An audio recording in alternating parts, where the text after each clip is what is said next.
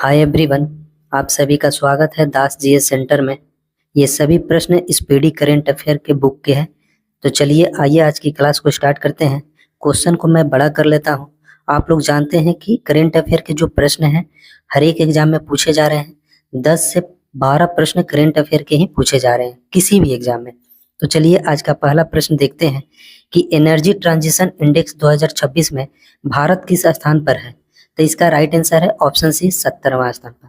ठीक है, energy transition index 2026 में भारत किस स्थान पर है, तो ये 17वां स्थान पर। आपको याद रखना है दोस्तों, बहुत ही बढ़िया प्रश्न है। और ये प्रश्न जो है इंडेक्स से प्रश्न हमेशा पूछे जाते हैं। किसी भी एग्जाम में इंडेक्स से एक प्रश्न आपको आएगा ही आएगा। और ये प्रश्न आपको वीवीआई लेकर चलना है कि ये प्रश्न वीवीआई है।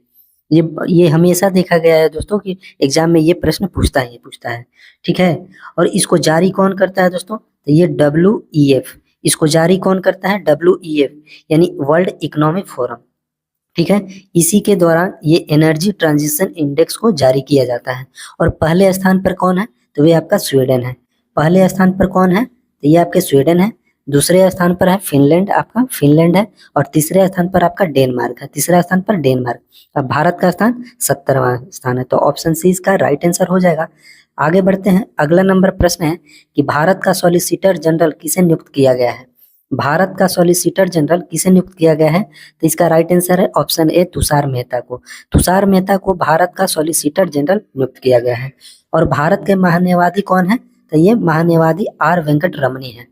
आर वेंकट रमनी को भारत का महान्यायवादी नियुक्त किया गया है। तो ऑप्शन ए इसका राइट आंसर हो जाएगा। नेक्स्ट क्वेश्चन है कि FIH नेशंस कप 2026 का खिताब किसने जीता है। FIH नेशंस कप 2026 का खिताब किसने जीता है, तो इसका राइट आंसर है ऑप्शन सी अपना देश भारत। भारत ने नेशंस कप 2026 का खिताब जीता है, जिसे इसमें न्यूजीलैंड को हराया है दोस्तों। न्यूजीलैंड को हराया है और भारत ने 2-0 से न्यूजीलैंड को हरा दिया है। अब जानते हैं कि FIH का फुल फॉर्म क्या होता है। F से हो गया आपका फेडरेशन, I से हो गया इंटरनेशनल, और यहाँ पर दोस्तों ये डी हॉकी हो जाता है। एस से हो गया आपका हॉकी। और ये भी आपको याद रखना है कि नेशंस कप किससे संबंधित है, तो ये आपका हॉकी से संबंधित है। और FIH का फुल फॉर्म आपको याद हो गया, फेडरेशन इंटरनेशनल डी हॉकी। ठीक है, और इसका स्थापना कब हुआ था, तो 1924 में। 1924 में FIH की स्थापना हुआ था। ठीक है, याद रहेगा दोस्तों। ऐसे ही आपको पढ़ना है, ऐसे ही आपको याद रखना है। आगे बढ़ते हैं और इसमें याद रखिएगा स्पेन की जो राजधानी है वो है मैड्रिड। स्पेन की राजधानी मैड्रिड है और वहां की मुद्रा क्या है, पेसेटा है। नीदरलैंड के एम्स्टर्डम।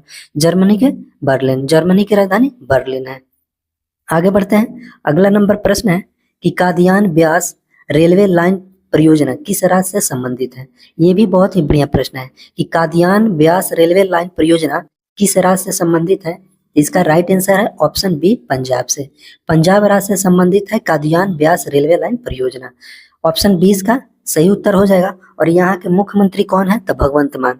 पंजाब के मुख्यमंत्री कौन है, भगवंत मान। और यहाँ की विधानसभा की सीटों की संख्या कितनी है, तो 117। यहाँ की विधानसभा की सीटों की संख्या कितनी है, तो 117।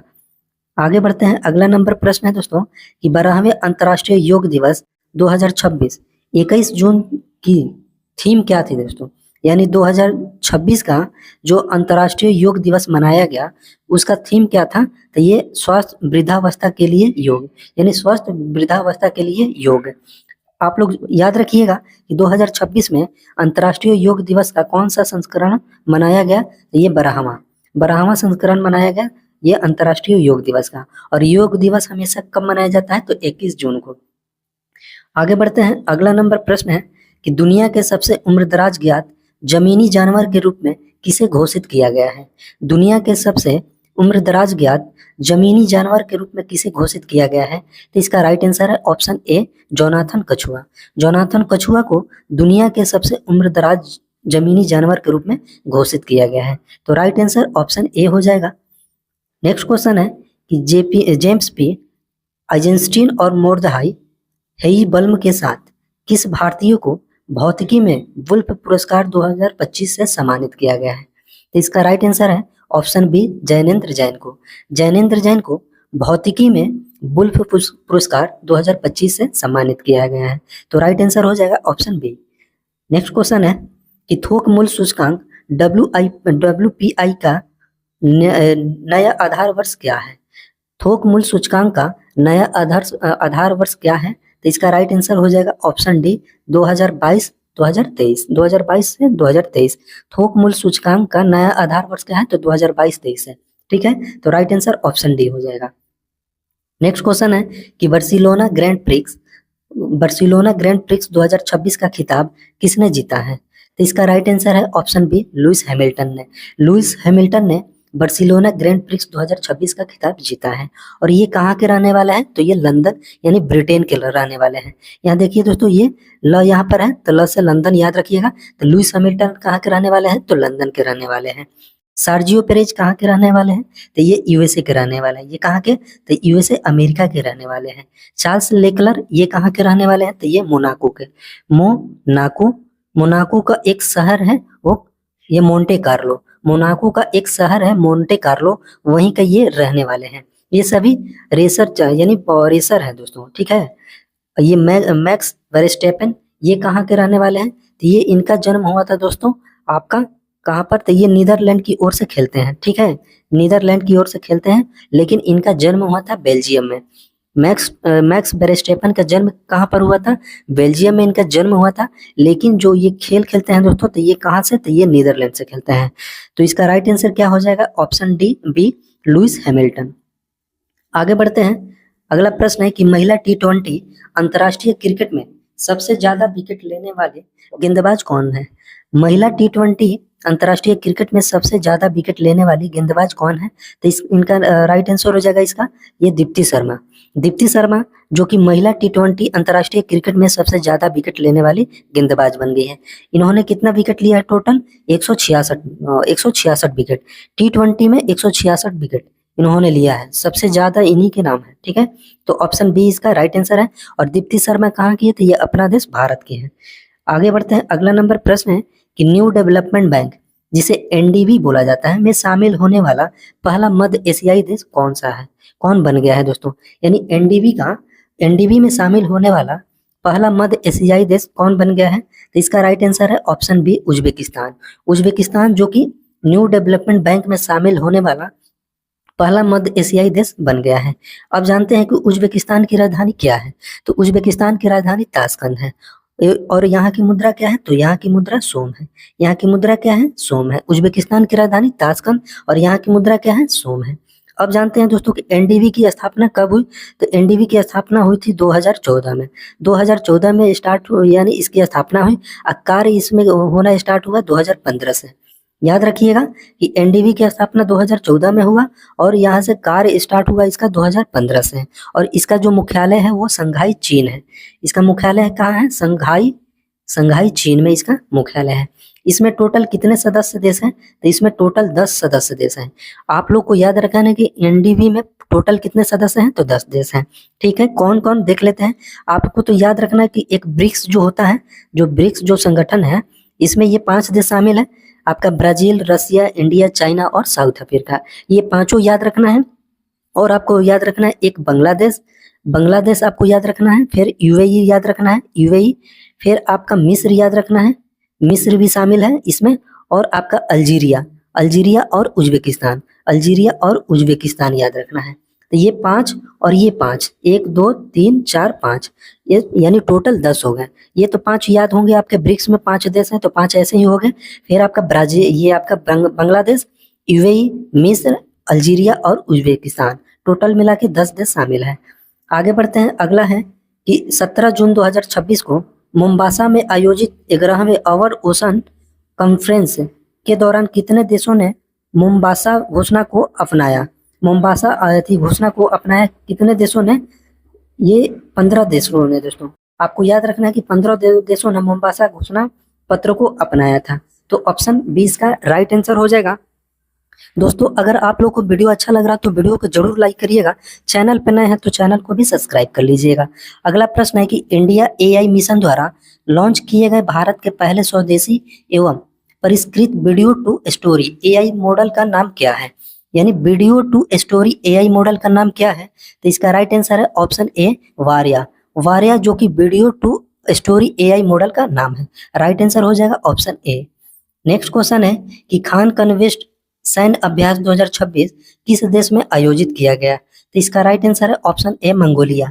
मंगोलिया में खान कन्वेस्ट सैन्य अभ्यास 2026 आयोजित किया गया। अब जानते हैं कि मंगोलिया की राजधानी क्या है? उलान बटोर। मंगोलिया की राजधानी क्या है? उलान बटोर। और वहाँ की मुद्रा क्या है? तुगरिक है। वहाँ की मुद्रा क्या है? तुगरिक। वहाँ की मुद्रा क्या है दोस्तों? तुगरिक है। आप लोग याद रखिएगा, अभी हमने बताया कि उज्बेकिस्तान की राजधानी क्या है और कजाकिस्तान के तो आप लोग जानते हैं। आगे बढ़ जाते हैं। अगला नंबर प्रश्न है कि बेंगलुरु स्थित सरकारी एआई स्टार्टअप सर्वम एआई भारत का कौन सा यूनिकॉर्न बन गया है? तो बेंगलुरु स्थित सरकारी एआई स्टार्टअप सर्वम एआई भारत का कौन सा यूनिकॉर्न बन गया है? तो इसका राइट आंसर है ऑप्शन बी 130वां एआई जो सर्वम एआई जो यूनिकॉर्न बन गया है। ठीक है, तो ऑप्शन बी इसका राइट आंसर हो जाएगा। नेक्स्ट क्वेश्चन है कि भारत का सबसे ऊंचा विंड टरबाइन कहाँ स्थापित किया गया है? भारत का सबसे ऊंचा विंड टरबाइन कहाँ स्थापित किया गया है? तो इसका राइट आंसर है ऑप्शन सी कर्नाटक में। कर्नाटक में भारत का सबसे ऊंचा विंड टरबाइन स्थापित किया गया है। बहुत ही बढ़िया प्रश्न है दोस्तों, इसको भी आप लोग वीवीआई क्वेश्चन लेकर चलिएगा। नेक्स्ट क्वेश्चन है कि क्यूएस वर्ल्ड यूनिवर्सिटी रैंकिंग 2027 में किस संस्थान को भारत का सर्वोच्च शिक्षण संस्थान घोषित किया गया है? तो इसका राइट आंसर है option B IIT Delhi. IIT Delhi को भारत का सर्वोच्च शिक्षण संस्थान घोषित किया गया है। और आईआईटी का फुल फॉर्म क्या होता है? Indian institute of technology. Indian institute of technology जो कि आईआईटी का ये फुल फॉर्म होता है। आगे बढ़ते हैं दोस्तों। अगला प्रश्न है कि सोशल मीडिया का उपयोग करने के लिए किस देश ने न्यूनतम आयु 15 वर्ष निर्धारित किया गया है? ये भी बहुत ही बढ़िया प्रश्न है, इसको भी आप लोग वीवीआई क्वेश्चन लेकर चलिएगा कि सोशल मीडिया का उपयोग करने के लिए किस देश ने न्यूनतम आयु को 15 वर्ष निर्धारित कर दिया गया है? तो इसका राइट आंसर है option A Saudi Arab. Saudi Arab नहीं दोस्तों, संयुक्त अरब अमीरात। संयुक्त अरब अमीरात ने सोशल मीडिया का उपयोग करने के लिए न्यूनतम आयु 15 वर्ष निर्धारित कर दिया गया है। अब जानते हैं कि संयुक्त अरब अमीरात की राजधानी क्या है? Abu Dhabi. संयुक्त अरब अमीरात की राजधानी क्या है? Abu Dhabi. वहीं पर दोस्तों दुबई भी एक शहर है, दुबई भी एक वहां पर शहर है। और यहाँ की मुद्रा क्या है? दिरहम है। यहाँ की मुद्रा क्या है? दिरहम है। अब जानते हैं कि ओमान की राजधानी क्या है? मस्कट। ओमान की राजधानी क्या है? मस्कट। और यहाँ पर मुद्रा में क्या चलता है? तो रियल चलता है। रियाल कहिए। यहाँ पर मुद्रा में क्या चलता है? रियाल चलता है। अब आगे देखते हैं ये सऊदी अरब। सऊदी अरब का जो राजधानी है वो क्या है? तो रियाद है। सऊदी अरब की राजधानी क्या है? ये रियाद है। और यहाँ पर मुद्रा में क्या चलता है? तो रियाल चलता है। यहाँ पर मुद्रा में क्या चलता है? रियाल चलता है। कतर की राजधानी दोहा। कतर की राजधानी क्या है? दोहा। और वहां पर मुद्रा में क्या चलता है? तो रियाल चलता है। यहाँ भी मुद्रा में क्या चलता है? तो रियाल चलता है। आपको याद रखना है कि सऊदी अरब, कतर और ओमान ये तीनों जगह आपका क्या चलता है? तो रियाल चलता है। और ये आपके संयुक्त अरब अमीरात में आपका दिरहम चलता है। और मोरक्को में आपका दिरहम चलता है। ये दो जगह जो है, ये दो देश में आपका दिरहम चलता है।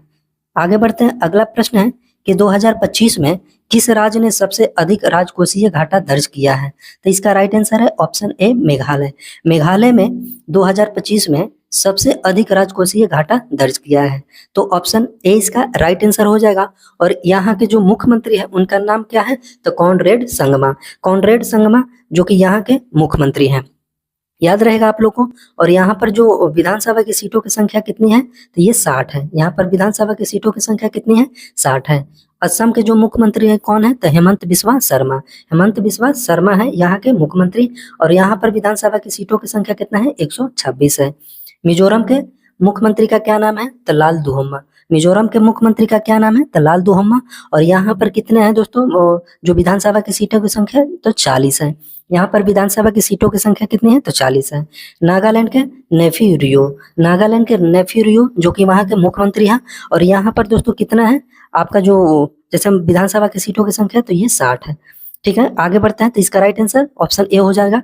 आगे बढ़ते हैं। अगला प्रश्न है कि विश्व बौद्धिक संपदा संगठन जिसको WIPO बोला जाता है कि ग्लोबल टॉप 20 पेटेंट रैंकिंग में शामिल होने वाले एकमात्र भारतीय कंपनी कौन बन गई है? तो इसका राइट आंसर है ऑप्शन बी जियो। जो जियो कंपनी है वो टॉप 20 पेटेंट रैंकिंग में शामिल होने वाली एकमात्र भारतीय कंपनी बन गई है। आप जानते हैं कि WIPO का फुल फॉर्म क्या होता है? तो ये वर्ल्ड इंटेलेक्चुअल प्रॉपर्टी ऑर्गेनाइजेशन, इसी को हिंदी में बोला जाता है कि विश्व बौद्धिक संपदा संगठन। याद रहेगा दोस्तों। आगे बढ़ते हैं। अगला प्रश्न है कि भारत के पहले स्वदेशी एवं परिष्कृत video to text AI model का नाम क्या है? तो इसका राइट आंसर है ऑप्शन बी, वाणी। वाणी जो है video to text AI model का नाम है, तो राइट आंसर हो जाएगा ऑप्शन बी। नेक्स्ट क्वेश्चन है कि ATL ब्रिज समझौता भारत और किस देश के बीच किया गया है? तो इसका राइट आंसर हो जाएगा ऑप्शन ए, फ्रांस। फ्रांस और भारत के बीच ATL ब्रिज समझौता किया गया है, तो राइट आंसर ऑप्शन ए हो जाएगा, फ्रांस। अब फ्रांस की राजधानी क्या है? तो पेरिस। फ्रांस की राजधानी क्या है? पेरिस। और यहाँ पर मुद्रा में पहले क्या चलता था? तो ये फ्रैंक चलता था। अब लेकिन क्या चलता है? तो यूरो चलता है। अब क्या चलता है? तो यूरो चलता है। जर्मनी की राजधानी बर्लिन। जर्मनी के बर्लिन, वहां पर मुद्रा में क्या चलता है? तो ये यूरो चलता है। पहले क्या चलता था? ड्यूस मार्क चलता था। पहले ड्यूस मार्क चलता था, लेकिन अब यूरो चलता है। जापान की राजधानी टोक्यो, यहाँ पर मुद्रा में क्या चलता है? तो यहाँ पर मुद्रा में आपका येन चलता है। यहाँ पर मुद्रा में येन चलता है। अमेरिका के वाशिंगटन DC इसकी राजधानी है और मुद्रा में आपका डॉलर चलता है, तो इसका राइट आंसर हो जाएगा ऑप्शन ए, फ्रांस। इस वीडियो का लास्ट क्वेश्चन है कि टाइम्स के 100 सबसे प्रभावशाली खिलाड़ियों की सूची में 2026 में शामिल होने वाली एकमात्र भारतीय कौन है? तो इसका राइट आंसर है ऑप्शन बी, ये स्मृति मंधाना। स्मृति मंधाना जो कि क्रिकेटर है और हरमनप्रीत कौर भी एक क्रिकेटर है। ये हरमनप्रीत कौर जो कि आपके भारतीय महिला क्रिकेट टीम की कप्तान है, जो कि कह रहा है कि टाइम्स के 100 सबसे प्रभावशाली खिलाड़ियों की सूची में 2026 में शामिल होने वाली कौन सी एकमात्र महिला है? तो ये स्मृति मंधाना। ठीक है, तो राइट आंसर हो जाएगा ऑप्शन बी। दोस्तों, आप लोग को ये वीडियो कैसा लगा कमेंट करके जरूर बताइएगा, और वीडियो को ज्यादा से ज्यादा हो सके तो शेयर करिएगा। ठीक है, और वीडियो को लाइक जरूर करिएगा दोस्तों, और शेयर जरूर करिएगा अपने दोस्तों में। ठीक है, तो इस वीडियो में इतना ही आज के लिए। जय हिंद।